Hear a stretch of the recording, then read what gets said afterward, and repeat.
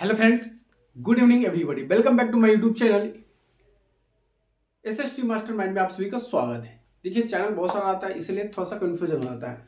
तो आप सभी को एसएसटी मास्टरमाइंड चैनल में आप सभी को स्वागत है। तो आज हम करने वाले हैं सविनय अवज्ञा आंदोलन। इसमें जितने भी टॉपिक होंगे, जितने भी इंपॉर्टेंट टॉपिक होंगे, सभी टॉपिक आपको हम वीडियो में कराएंगे।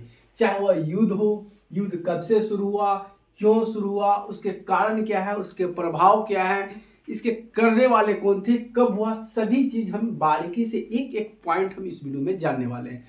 तो वीडियो को लास्ट तक जरूर देखिएगा। वीडियो को जब तक पूरा नहीं देखिएगा समझिएगा नहीं, आपको कुछ समझ में नहीं आएगा। इसलिए वीडियो को पूरा आवाज कीजिएगा, अपने दोस्तों फ्रेंडों के साथ शेयर कीजिएगा। और ये सविज्ञा आंदोलन क्लास 9th का बच्चे हैं, 10th का है, 12th का है, सभी बच्चे के लिए इंपॉर्टेंट होने वाले हैं। और खासकर आपका अगर कोई भी बच्चे अगर कॉम्पिटेटिव का है, उसके लिए भी ये क्वेश्चन लाजवाब है। क्लास लाजवाब है, टॉपिक भी लाजवाब है। चलिए, सबसे पहले हम बात कर लेते हैं कि ये सविज्ञा आंदोलन क्या है, ये हुआ कब था, करने वाले कौन है, कब हुआ, तारीख क्या है, सभी जानेंगे। सबसे पहले हम बात करते हैं सविज्ञा अवज्ञा आंदोलन। क्या है? सविनय अवज्ञा आंदोलन। ये कहते हैं महात्मा गांधी के नेतृत्व में 1929 में हुआ था। कब हुआ था? 1929 में महात्मा गांधी के नेतृत्व में ये शुरू हुआ था। आपसे क्वेश्चन पूछा जाएगा कि सविनय अवज्ञा आंदोलन कब शुरू हुआ? 1929। सविनय अवज्ञा आंदोलन किसने शुरू किया? महात्मा गांधी के नेतृत्व में यह आंदोलन शुरू होता है। तो याद रखिएगा, इसके मुख्य उद्देश्य पूर्ण स्वराज प्राप्त करना था। इसका उद्देश्य क्या था? इसका उद्देश्य यही था कि हमारा जो भारत है उसका एक क्या है, स्वरूप, यानी कि स्वराज जो है, एक अपना स्वराज हो, अपना अधिकार हो, अपना राजा हो, अपना मुख्यमंत्री हो, आपका प्रधानमंत्री हो। इसके लिए ये आंदोलन छेड़ा गया, नहीं कि ब्रिटिश को भगाने। तो उसमें ब्रिटिश का शासन चलता था, ब्रिटिश का राज था और अंग्रेजों का शासन था। तो भाई गांधी जी कहे कि नहीं भाई, अब ये आंदोलन छिड़ेगा और यहाँ पे भारत के लोग राज करेंगे। तो उन्होंने स्वराज प्राप्त करना था। किसको? गांधी जी को। इनका मुख्य उद्देश्य था सविज्ञा आंदोलन का, यही था। समझ में आया? अगला है इनकी आंदोलन की शुरुआत की बात करेंगे। आंदोलन जब शुरुआत हुआ तो शुरुआत में क्या क्या चीज की घोषणा की गई, कैसे घोषणा होगा, कि यहाँ पे आंदोलन करना है, कैसे आंदोलन करना है, हमें क्या चीज का मांग करना है, ये चीज दिया गया। तो सबसे पहले ये जो है लाहौर में शुरू किया गया। सविनय अवज्ञा आंदोलन 1929 के लाहौर अधिवेशन में पूर्ण स्वराज की घोषणा किया गया, जो कि लाहौर जो है पंजाब से सटे जो क्षेत्र पड़ता है, लाहौर पड़ता है। और वो जो पहले भारत का एक हिस्सा हुआ करता था, जो कि जब बंटवारा होने के बाद वह लाहौर जो है वो पाकिस्तान में चला गया। वह हिस्सा कटते हुए वह पाकिस्तान के क्षेत्र के अंदर चला गया।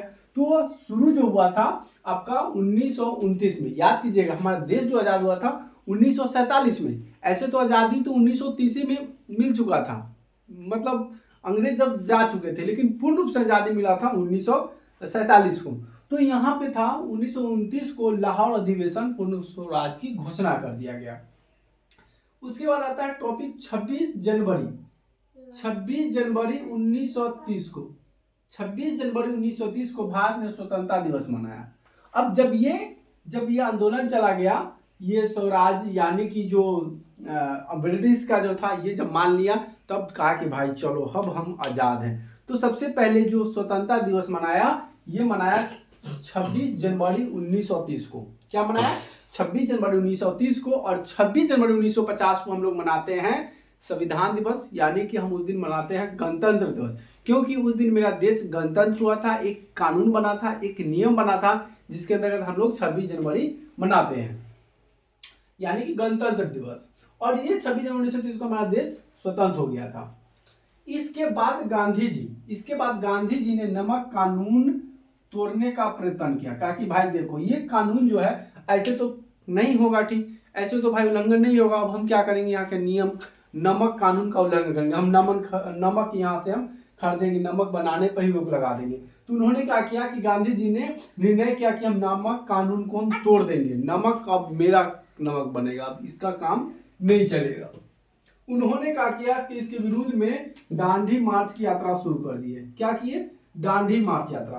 तो ये दांडी यात्रा क्या था, जो कि अहमदाबाद से ये शुरू करते हैं और ये दांडी तक जाते हैं। दांडी एक जगह है अहमदाबाद यानी कि गुजरात की जगह पे, वहाँ एक जगह है जिसका जगह का नाम है दांडी। वहाँ से वो पैदल यात्रा शुरू करते हैं।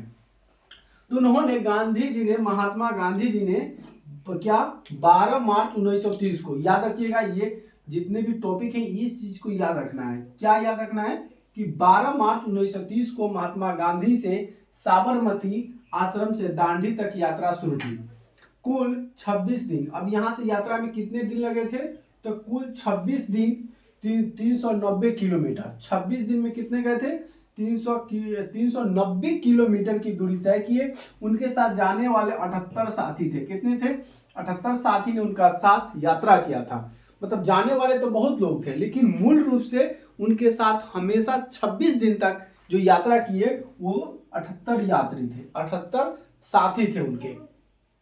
इसे आंदोलन के पूरे देश में फैल गया। अब ये आंदोलन धीरे धीरे क्या होता है, एक जगह फैलता है, दूसरी जगह फैलता है, धीरे धीरे ये पूरे जगह आंदोलन क्या होता है, फैल जाता है। और जब आंदोलन पूरे जगह फैलता है तो फिर आंदोलन वह कामयाब हो जाता है। तो ये आंदोलन पूरे तरह फैल गया। आपको ये टॉपिक समझ में आ गया क्या? बढ़िया से। अब हम चलते इधर की तरफ। आंदोलन के प्रमुख कार्य। ये जब आंदोलन हुआ तो इसके प्रमुख कार्य क्या क्या थे? उन्होंने आंदोलन में कौन कौन सा कार्य को शामिल किया गया था, किस आंदोलन की सहायता से हमको ये चीज काम करना है, ये चीज कार्य करना है, कौन कौन से कार्य थे? तो सबसे पहले कार्य की बात करेंगे तो ये नमक कानून का उल्लंघन किए। मतलब सबसे पहले क्या कि भाई अंग्रेज तो मानेगा नहीं, जब मानेगा नहीं तो हम क्या करेंगे, इसके ना कानून को हम तोड़ देंगे। क्या करेंगे? इसके हम कानून को तोड़ देंगे तो सरकार क्या करेगा, जरूर घुटने टेकेगा। और उसने क्या किया कि उसके जो नियम कानून था उसका उल्लंघन कर दिया कि भाई जाओ, तुम्हारे हम नियम कानून को हम नहीं मानते हैं। करों का बहिष्कार कर दिया। कहा कि जो तुम नियम लगा रहे हो उसको हम पालन नहीं करने वाले, तुमको जो करना है करो। वो करों का बहिष्कार कर दिया। भाई नियम बनाया था सरकार, अपने लिए नियम बनाया था, अपने भलाई के लिए बनाया था, ये जनता के हित में नहीं था। तो कहा कि भाई करों का बहिष्कार करेंगे। तो उन्होंने एक नियम का मतलब प्रमुख कार्य किया। कपड़ों और विदेशी वस्तुओं का बहिष्कार किया। जैसे कि अंग्रेजी कपड़ा था, अंग्रेजी कपड़ा तो यहाँ से बनता ही नहीं था। अब ये धीरे धीरे अंग्रेज सब अपना कपड़ा यहाँ पे ला दिया, अपना सामान ला दिया। जैसे कि अभी के समय में क्या है, हम लोग जितनी भी बहुत सामान जो है यहाँ पे इंडिया का सामान बहुत कम होता है, विदेश का सामान आ जाता है। तो गांधी जी ने कहा कि नहीं, अब हम यहाँ पे सामान का वैल्यू देंगे, हम बाहर का सामान का यूज नहीं करेंगे, अंग्रेजी कपड़ा का यूज नहीं करेंगे, अंग्रेजी विदेशी सामानों को हम यूज नहीं करेंगे, उसको हम रिजेक्ट करते हैं। तो इन्होंने बहिष्कार कर दिया। जब बहिष्कार करेगा तो उसका आमदनी जो होगा घटेगा, तो घटेगा तो हमारी बात मानेगा, हमारी जो मांगे है वो पूरा करेगा। तो उन्होंने बहिष्कार कर दिया। सरकारी पदों से इस्तीफा दे दिया। कहा कि भाई जाओ, हम तुम्हारे अंदर काम नहीं करेंगे, तुम्हारी भ्रष्टाचारी के अंदर हम काम नहीं करेंगे, तुम्हारे ऐसे नौकरी को हम छोड़ते हैं। तो बहुत सारे कर्मचारी बहुत सारे सरकारी पद से इस्तीफा दे दिया। सत्याग्रह का धरने दे दिए। कहा कि अंग्रेजों ने कहा कि अंग्रेजों के विरुद्ध गांधी जी ने सत्याग्रह और वहां पे धरना दे दिया कि आए हम नहीं करेंगे तो नहीं करेंगे, तुमको जो करना है करो। उन्होंने बहुत सारे प्रकार का इस तरह के प्रमुख कार्य किए। अब ये प्रमुख जब कार्य करेंगे, अगर अभी भी अगर मान लेते हैं कि हमारे अमेरिका से बहुत सारे जगहों से हमारे क्या होते हैं कि सामान आते हैं, जब बहुत सारे सामान आते हैं तो सामान का क्या होता है, वो पैसा जाता है विदेश में। अगर विदेश की सामान का यूज हम करेंगे तो विदेश में यूज करेंगे तो पैसा जाएगा विदेश में, विदेश के सामान खरीदेंगे तो विदेश में पैसा जाएगा।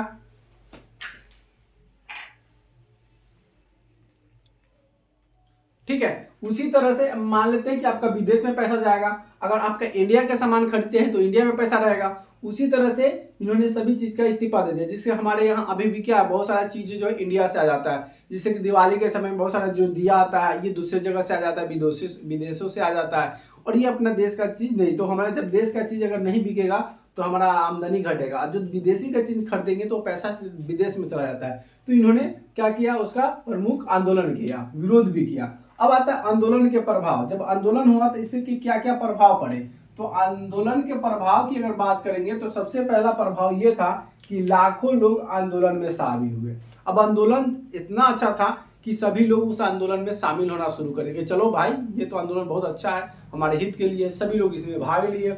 नेहरू, गांधी, पटेल आदि गिरफ्तार कर दिए गए। नेहरू जी थे, महात्मा गांधी जी थे, पटेल जी थे, ये सभी जो नेता लोग थे, राजनीतिक नेता लोग थे। इस सरकार लोग ने क्या किया, ब्रिटिश सरकार इस सब को क्या किया, गिरफ्तार करके जेल में डाल दिया। जब जेल में डाल दिया गया तो गांधी इरविन समझौता 5 मार्च को हुआ। क्या हुआ? 5 मार्च हुआ। कहा कि भाई अब देखो भाई, हमारे जितने भी राजनीतिक को आप पकड़े हो सबको आप रिहा करो। तो उन्होंने क्या किया कि गांधी जी इरविन समझौता लागू किए, और इरविन समझौता तो 5 मार्च 1931 को हुआ। तो याद रखिएगा कि गांधी इरविन समझौता कब हुआ? 5 मार्च 1931। कब हुआ? 5 मार्च 1931 को गांधी इरविन समझौता होता है। सरकार ने राजनीतिक कैदियों को रिहा कर दिया। कहा कि चलो जितने भी कैदी को पकड़े हुए थे, यानी कैदी बोले यानी कि राजनीतिक जो नेता लोग जो थे, नेहरू जी थे, गांधी जी थे, पटेल जी थे, बहुत सारे ऐसे नेता थे, उनको कैदियों को छुटकारा दे दिया, रिहा कर दिया। अब आंदोलन का परिणाम क्या होता है? आंदोलन के अगर परिणाम की अगर बात करेंगे तो आंदोलन का परिणाम जो था, भारतीय जनता में राष्ट्रीय चेतना और एकता जाग गई। जब ये आंदोलन जब चला तो इस आंदोलन के माध्यम से जितने भी लोग थे सभी के अंदर क्या हो गया? भावना आ गया, एक लोग एकजुट हो गए, एकता की भावना आ गई। जैसे कि हमारे योगेश्वर बाबा जी जो है, धीरेन्द्र शास्त्री जी जो है, हमारे हिंदुओं के लिए यानी कि सनातन धर्म के लिए एकता के लिए पद यात्रा चला रहे हैं। तो यात्रा में क्या हुआ? एक लोग से यात्रा चलेगा, उसको समझ में आएगा, सब लोग एकजुट हो जाएंगे। उसी तरह इन्होंने क्या किया है, जब आंदोलन हुआ तो भारतीय जनता की राष्ट्रीय चेतना और एकता जागी। अब यहाँ पे राष्ट्रीय की एकता की बात हो रहा है, मतलब राष्ट्र के प्रति सभी लोग एक साथ मिल गए कि अपने देश के लिए लड़ने के लिए क्या किया जाए। तो उन्होंने चेतना जागी। ब्रिटिश शासक की कमजोरी उजागर हुई और आगे चलकर भारत छोड़ो आंदोलन। अब यहाँ से इंपॉर्टेंट है कि जब ये आंदोलन छिड़ा तो इस आंदोलन से क्या होता है कि ब्रिटिश जो शासन होता है उसकी शासन कमजोर हो जाती है। भाई कहता है कि भाई अब हम ये बहुत गलत हो रहा है, तो ये शासन क्या होता है, उनकी शासन कमजोर हो जाती है। कमजोर होने के बाद ये सब खत्म हो जाता है। उसके बाद हमारे महात्मा गांधी जी ने एक नारा देते हैं आगे चलकर, भारत छोड़ो आंदोलन। भारत छोड़ो आंदोलन का तात्पर्य ये होता है कि भारत छोड़ो आंदोलन मतलब गांधी जी कह रहे हैं अंग्रेजों के, तुम भारत छोड़ो और अपने घर जाओ, ब्रिटिश अपने घर जाओ, यानी कि भारत छोड़ो आंदोलन। और ये जो बोले थे, ये नारा दिए थे 1942 में। तो याद रखिएगा, भारत छोड़ो आंदोलन का नारा किसने दिया था? महात्मा गांधी। कब दिए थे? 1942 में दिए थे। इस तरह से आपका सविनय अवज्ञा आंदोलन के जितने भी टॉपिक थे मोस्ट इंपोर्टेंट सभी यहाँ से खत्म होते हैं। हमारी वीडियो कैसी लगी प्लीज कमेंट करके जरूर बताइएगा। वीडियो अच्छी लगी तो वीडियो को लाइक कमेंट शेयर करना मत भूलिएगा। फिर मिलेंगे आपसे नए वीडियो में नए टॉपिक साथ, तब तक ले जय हिंद, जय श्री राम, राधे राधे।